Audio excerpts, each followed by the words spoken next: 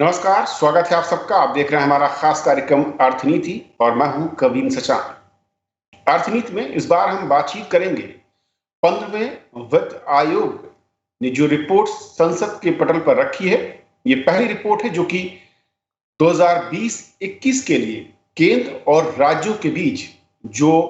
वित्तीय बंटवारा होगा, यानी कि टैक्स का किस तरीके से बंटवारा होगा, जो आर्थिक सोर्स हैं उसके जरिए जो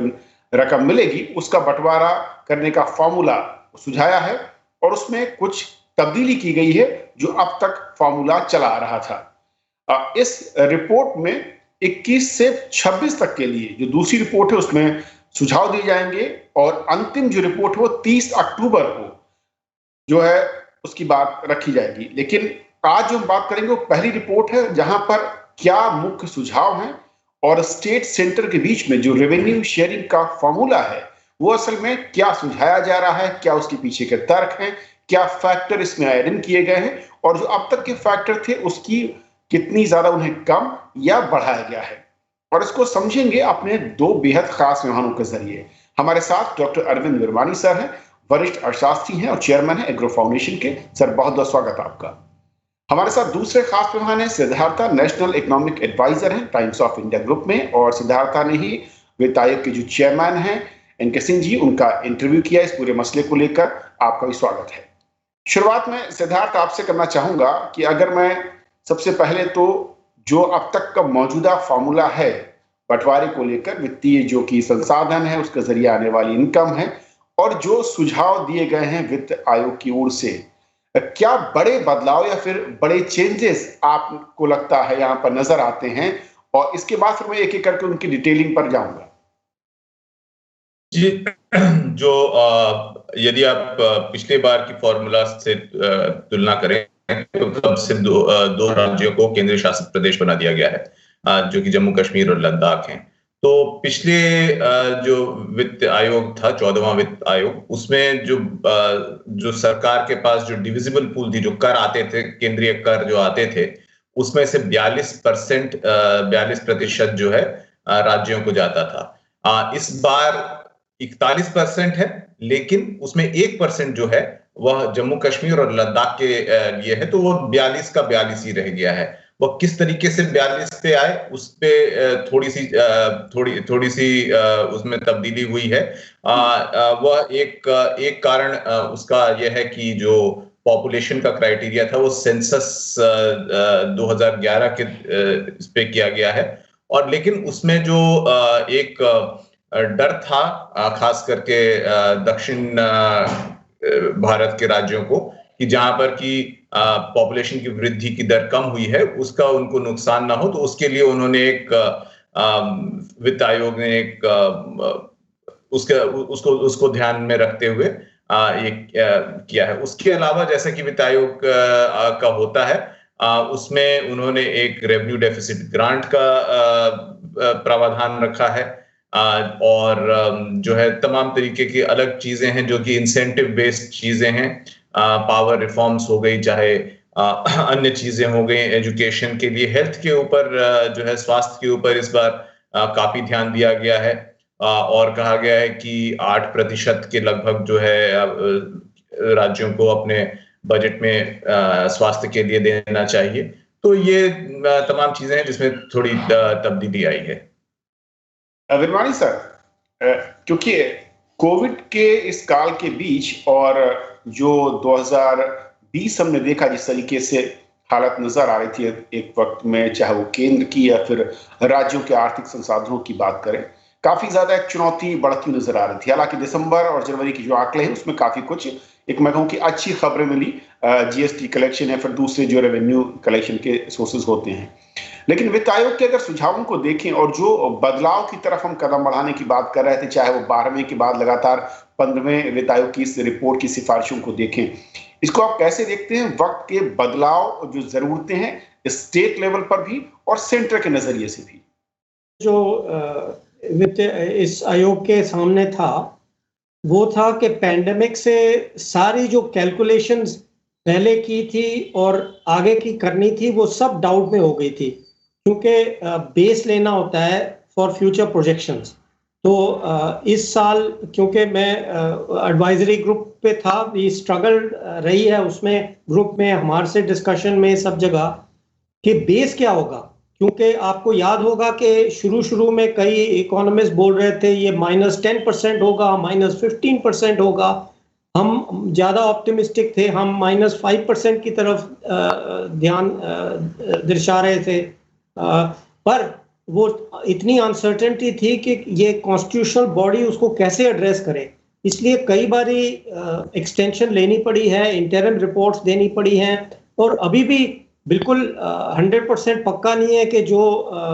नेशनल अकाउंट स्टेटिस्टिक्स ने -7.7% का जीडीपी दिया है तो उसका क्या होगा। फिर उसके ऊपर एक ये और उपत्ति आ गई थी कि जो जीएसटी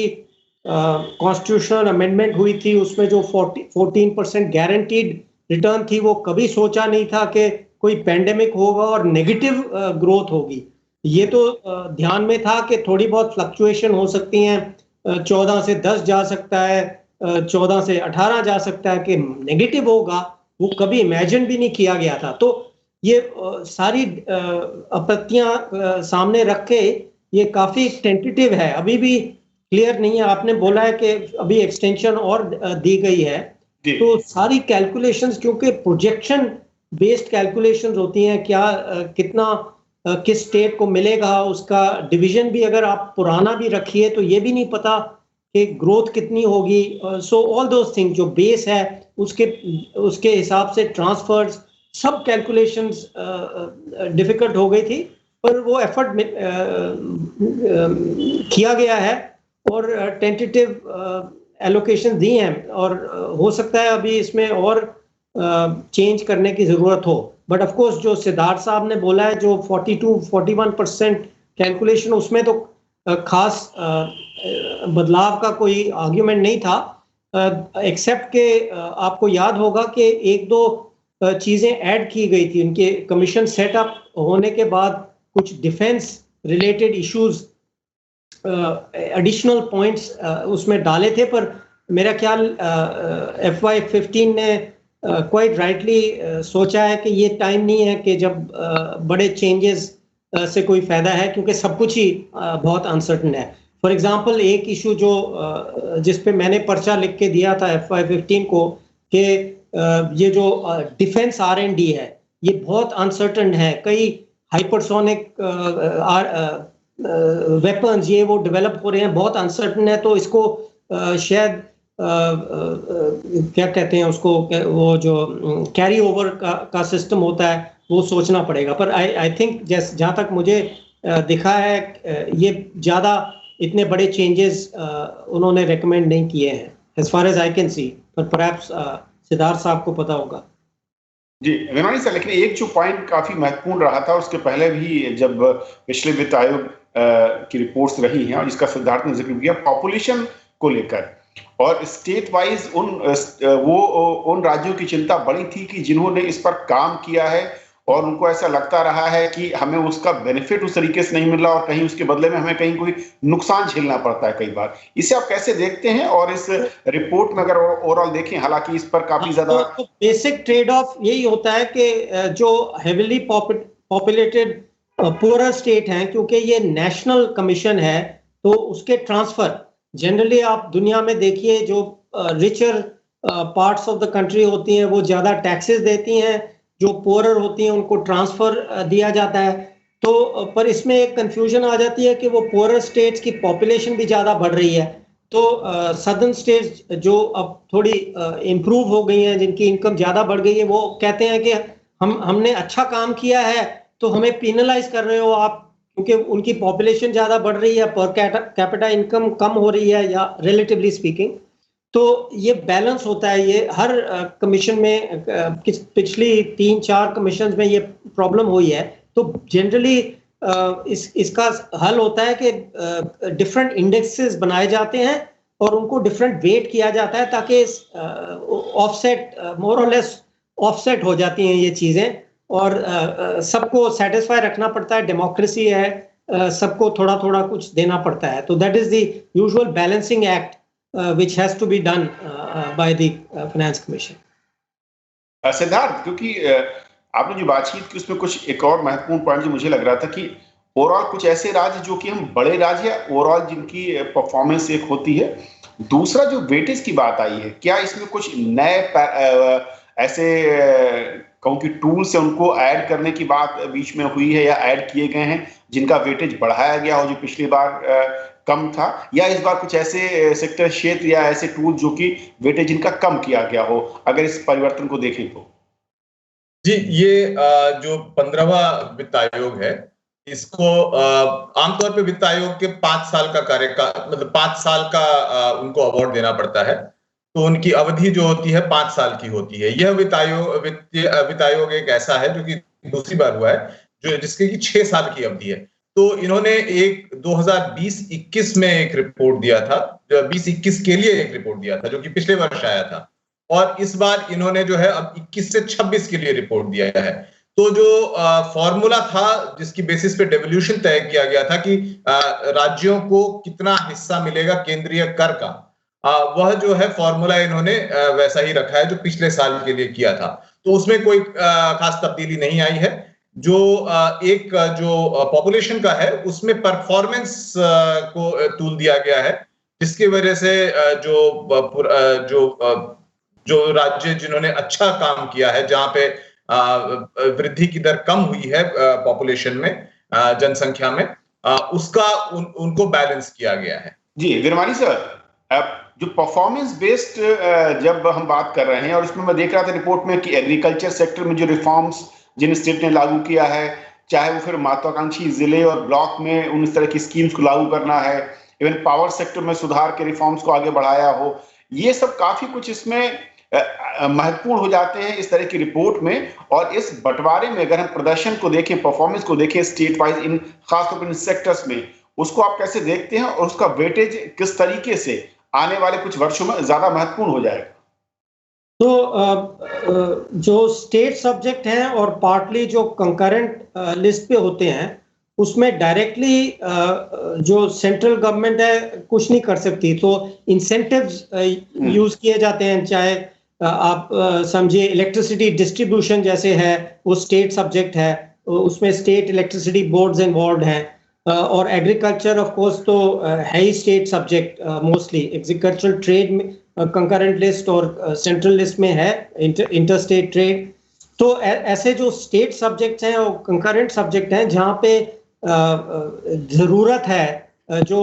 सब यहाँ सेंट्रल गवर्नमेंट में या दिल्ली और अदर जगह में सोचा जाए कि रिफॉर्म्स की ज़रूरत है, तो उसको इंसेंटिवाइज करने की कोशिश की जाती है, क्योंकि कोई डायरेक्शन नहीं दी जा सकती। एफआई जो आयोग हैं, वित्त आयोग, वो भी कोई डायरेक्शन नहीं दे सकते, तो वो इंसेंटिव सजेस्ट करते हैं। और उसको इंसेंटिव देने का तरीका है कि फॉर्मूला में जो डिवीजन फॉर्मूला है बिटवीन द स्टेट्स, उसमें ये चीजें इंडेक्सेस बना के, इंडेक्स ऑफ परफॉर्मेंस, जैसे आपने बोला एग्रीकल्चरल परफॉर्मेंस या पावर परफॉर्मेंस, या जो भी वित्त आयोग सोचता है कि जो इंपॉर्टेंट चीजें हैं फॉर द नेक्स्ट 5 years, उनका इंडेक्स बना के उसमें डाला जाता है कि थोड़ा इंसेंटिव मिले स्टेट्स को कि इसमें इंप्रूवमेंट करें। खास करके जो रिफॉर्म्स, जो मुश्किल रिफॉर्म्स होते हैं, उसका थोड़ा इंसेंटिव इस तरीके से डाला जाता है। सिद्धार्थ, ये जो परफॉर्मेंस इंसेंटिव की बात हम कर रहे हैं कि किस तरीके से इस रिपोर्ट में नजर आता है, और इसका जो मैं कहूँ कि वेटेज है और स्टेट के नजरिए से भी वो किस तरीके से इम्प्लीमेंटेशन पर फोकस है, और अगर उसमें कमी दिखती है तो क्या किसी पेनल्टी या फिर उससे वंचित रखने की जो बात होती है, उसे उसका फायदा न देने की बात होती है, वो इसमें शामिल है? जी, इसमें जो आमतौर पे देखा जा रहा है, काफी सालों से जो देखा जा रहा है,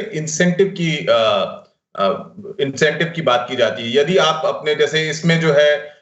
3-4 चीजों पे आपको परफॉर्मेंस लिंक्ड इंसेंटिव्स हैं। एक, जैसा कि वीरमानी साहब ने बताया, बिजली क्षेत्र में सुधार। यदि आप देखें तो बिजली की जो कंपनियां हैं, डिस्कॉम्स जिनको कहते हैं, उनकी वित्तीय हालत काफी खराब है। तो उसमें जिन राज्यों में सुधार किया जाएगा, उनको जो बोरोइंग लिमिट है उसमें थोड़ी सी उसमें फैसिलिटी दी गई है। वैसे ही काफी सारे अन्य क्षेत्र हैं जो जो वित्त आयोग का जो रिपोर्ट आता है उसमें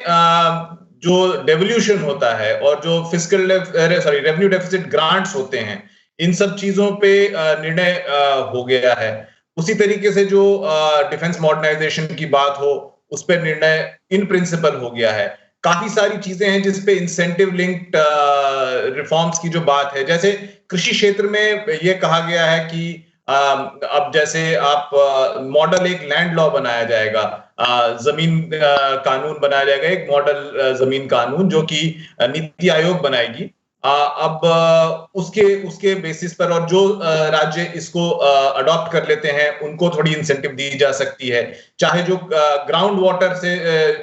लेवल को जो बरकरार रखें उनको कोई इंसेंटिव दी जा सकती है, चाहे जो कृषि एक्सपोर्ट में स्कीम्स लाएं या इजाफा करें उनको इंसेंटिव्स दी जा सकती हैं। पर यह जो इनके रिकमेंडेशंस हैं, इन पे अभी केंद्र सोच विचार कर रही है और इस पे इन प्रिंसिपल भी काफी सारे क्षेत्र हैं जहां पर अभी निर्णय नहीं हुआ है। ये जैसे कि मॉडल लैंड लॉ की जो बात की गई है, ये एक पॉलिटिकल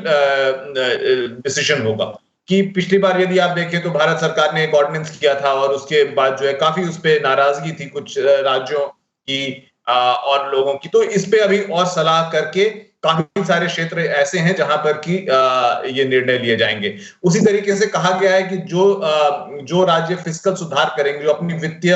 पोजीशन है उसमें अच्छा काम करेंगे, उनको कुछ इंसेंटिव्स दी जाएंगी। तो इस प्रकार की बातें की गई हैं। वीरवानी सर, फिजिकल डेफिसिट एक बड़ी चिंता रही है राज्य स्तर पर, और जब हम रिपोर्ट्स को देखते हैं, क्योंकि इससे पहले भी इसका जिक्र काफी रहा है, उसके संतुलन या उसकी एक सीमा रेखा को लेकर कई बार प्रयास करने की कोशिश की गई है। और जैसे कि सिद्धार्थ ने जिक्र किया,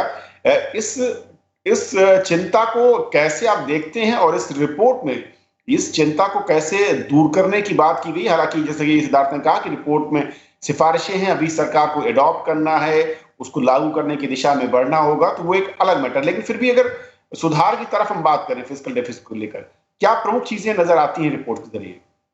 तो एक इशू जो बहुत मुश्किल थी, जो कंसिडर की गई थी, वो FRBM एक्ट का क्या किया जाए। क्योंकि क्लियरली जब ये पेंडेमिक शॉक आया है, और अगेन ये इंडिया को यूनिक नहीं है, ये हमने कई दुनिया में कई जगह पे देखा है। जनरली वहाँ पे लड़ाई वॉर की के होता है, कई जगह में फाइनेंशियल क्राइसिस होता है, पर इस टाइम तो ऑफ कोर्स पेंडेमिक के कारण जो जीडीपी जो डेट जीडीपी रेशियो होता है वो एकदम बढ़ गया। तो पिछले 2-3 वित्त आयोगों से ने ना चेंज कर दिया था फोकस, जो FRBM में, from fiscal deficit to debt GDP ratio. तो इस कारण वो इट बिकम्स इनेविटेबल के जो अगर एकदम जीडीपी डेट रेशियो बढ़ गया है तो उसका नया टाइम पाथ डिफाइन करना पड़ेगा, क्योंकि पुराना तो हो ही नहीं सकता। सिद्धार्थ, किस तरीके से फिजिकल डेफिसिट को लेकर जो चैलेंज है रिपोर्ट में उसका जिक्र, और क्योंकि आपने एनके सिंह साहब से बात की, तो एक चीज जो मैंने उसमें देखा, जो इस इंटरव्यू के जरिए सामने आ रही थी, कि ये एक बड़ा चैलेंज रहा है, लेकिन यहाँ पर जो भी अगर स्टेप इस वक्त हैं वो उस तरीके से लेना मुश्किल है, क्योंकि इससे ठीक पहले हमने कोविड का जो काल देखा, उसके चलते हालत जो है या स्ट्रेंथ जो है उस लेवल पर नहीं जो कि सस्टेन कर सके हार्ड कदमों को। जो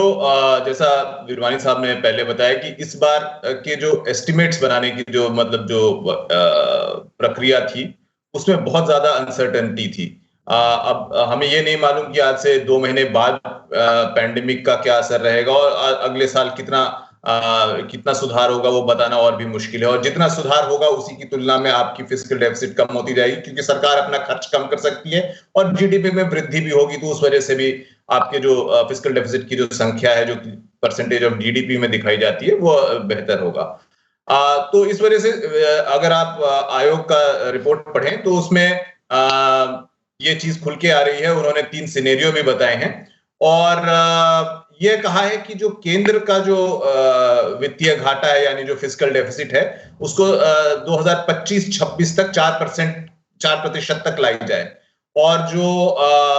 राज्यों का है उसको उन्होंने 3 स्टेज में कम करने का रिकमेंडेशन किया है और कहा है कि 2025-26 तक जो है ये 3% तक लाया जाए, तो दोनों मिला के लगभग 7% के करीब आएगा। जो केंद्र ने जो बजट में जो घोषणा की है वित्त मंत्री ने, उन्होंने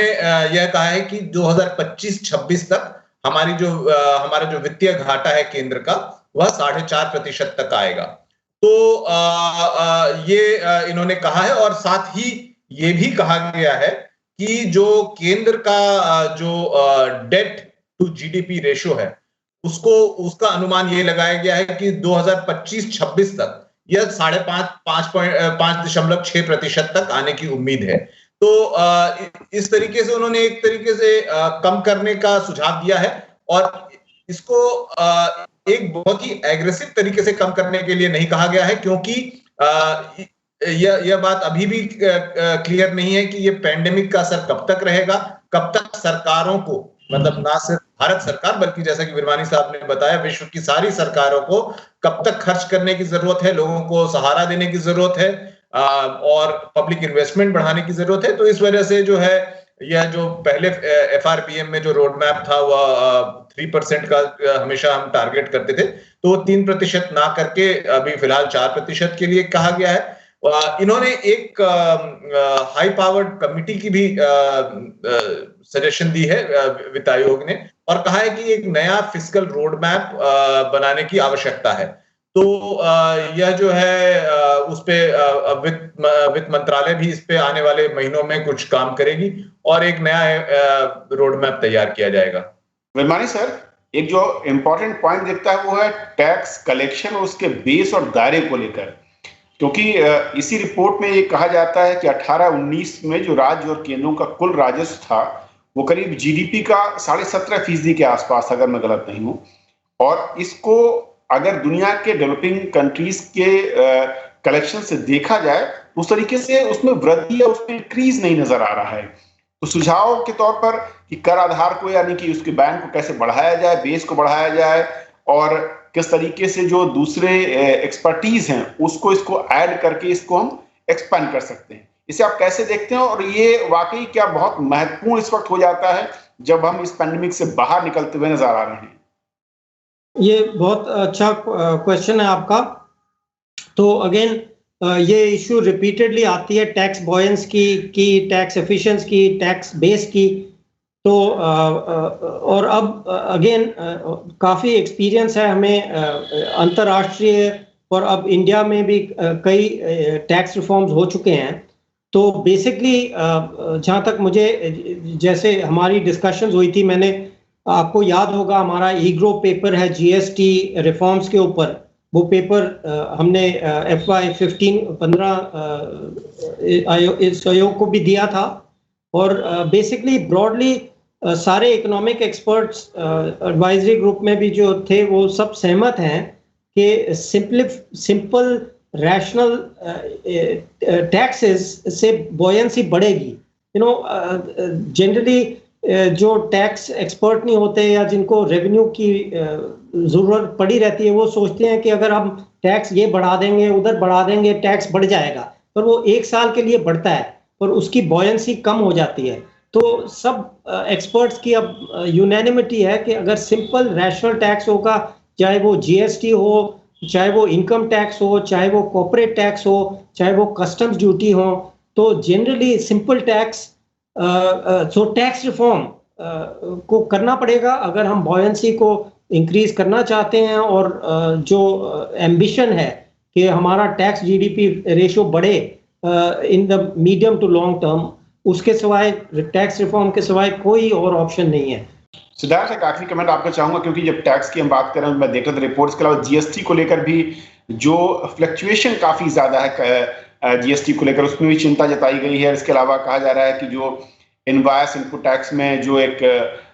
सिमिलरिटीज नजर आनी चाहिए थी, उसमें कई बार बड़ी चीजें नजर आ रही हैं। तो जो सुझाव के तौर पर मैं कहूँ, खासतौर पर रेवेन्यू जनरेशन या रेवेन्यू के उस आंकड़े को बढ़ाने की तरफ, वो कितने ज्यादा क्रूशियल इस वक्त नजर आते हैं और किस तरीके से आपको लगता है कि सरकार के सामने वो विकल्प के तौर पर अब सामने है? जी, जो 3-4 चीजें जीएसटी की आपने बात की, उसपे जो 3-4 चीजों की चर्चा हो रही है, वो यह है कि जो एक इन्वर्टेड ड्यूटी स्ट्रक्चर है, जहां पर की जो इनपुट्स हैं, इंटरमीडिएट गुड्स हैं, उन पर जो कर है वो फिनिश्ड गुड्स से ज्यादा है। मतलब ये हो सकता है कि एक उदाहरण के तौर पर ये बात सही नहीं है कि जो चमड़े पे जो कर है, वो हो सकता है कि जूते के कर से ज्यादा हो। तो इसको एक ठीक करने की प्रक्रिया जो है, जैसे टेक्सटाइल क्षेत्र हो गया, अन्य क्षेत्र हो गए, मोबाइल फोन्स में किया गया था, तो इस पे इसकी एक प्रक्रिया चालू की गई है और यह